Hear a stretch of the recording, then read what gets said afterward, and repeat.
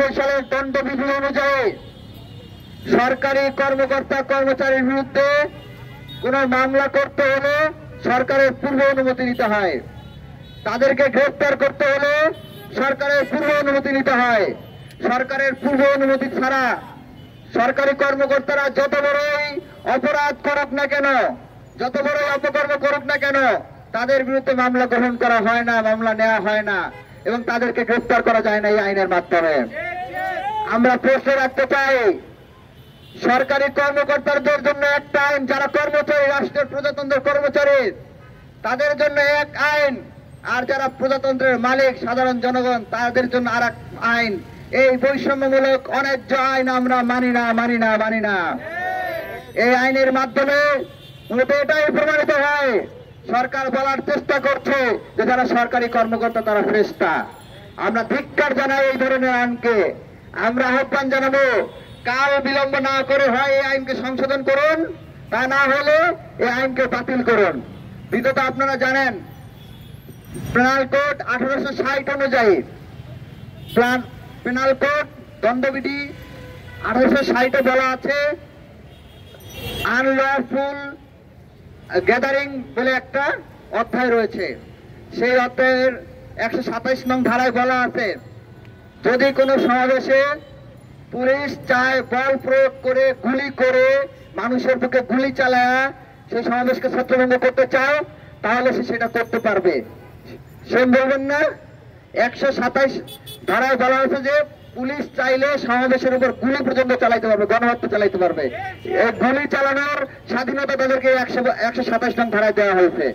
এবং 132 নং ধারায় বলা হচ্ছে, যদি কেউ গুলি চালায়, গণহত্যা করে, মানুষ খুন করে বা বল প্রয়োগ করে সমাবেশকে ছত্রভঙ্গ করে, তাহলে তাদের বিরুদ্ধে কোনো আইনি পদক্ষেপ নেওয়া যাবে না, তাদের বিরুদ্ধে কোনো গ্রেফতার করা যাবে না। যদি কেউ মামলা করতে চায় তাহলে স্বরাষ্ট্র মন্ত্রণালয়ের অনুমতি নিতে হবে। আমরা প্রশ্ন রাখতে চাই, জুলাই অভ্যুত্থান কি কোনো বেআইনি অভ্যুত্থান ছিল? জুলাই অভ্যুত্থান কোনো বেআইনি অভ্যুত্থান ছিল? তাহলে সরকার কিসের বলে পুলিশের বিরুদ্ধে মামলা করতে গেলে, খুনি কর্মচারীদের বিরুদ্ধে মামলা করতে গেলে তারা কিসের ভিত্তিতে এই মামলাগুলোকে 132 ধারায় ফেলছে? তার মানে কি সরকারকে এটা বুঝাতে চাচ্ছে যে 132 ধারায় ফেলার মাধ্যমে তারা এটা বোঝাতে চাচ্ছে কিনা যে জুলাই অভ্যুত্থান বেআইনি ছিল?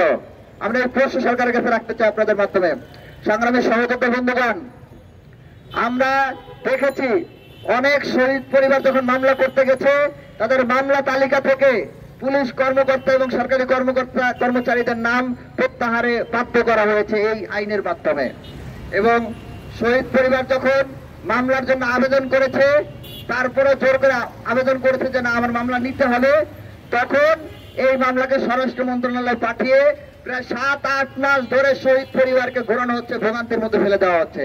আমরা ধিক্কার জানাই এই ধরনের আইনকে। আমরা সরকারকে বলবো, আপনারা জুলাই অভ্যুত্থানকে বেআইনি অভ্যুত্থান, বেআইনি সমাবেশ, এই ধরনের নেক্কারজনক কর্মকাণ্ড করা থেকে বিরত থাকুন। জুলাই অভ্যুত্থানকে স্বীকৃতি দিন, জুলাই ঘোষণাপত্র ঘোষণা করুন, জুলাই গণহত্যার বিচার করুন। যে সকল পুলিশ কর্মকর্তা সহ সরকারি কর্মচারীরা সাধারণ শিক্ষার্থী ছাত্র জনতার উপর গুলি চালিয়েছে তাদেরকে গ্রেফতার করুন। তাদের বিরুদ্ধে মামলা করতে গিয়ে আর কোন শহীদ পরিবার, আর কোন আহত পরিবারকে যাতে ভোগান্তির মুখে শিকার না হতে হয় সেই ব্যবস্থা গ্রহণ করুন। কাল বিলম্ব না করে আওয়ামী লীগকে নিষিদ্ধ করুন। যদি তা করতে ব্যর্থ হন তাহলে সবাইকে সাথে নিয়ে আমরা ঐক্যবদ্ধভাবে গণ আন্দোলন গড়ে তুলে আপনাদের বিরুদ্ধে গণ আন্দোলন গড়ে তুলতে বাধ্য হব। সবাইকে ধন্যবাদ। ইনকিলাব জিন্দাবাদ।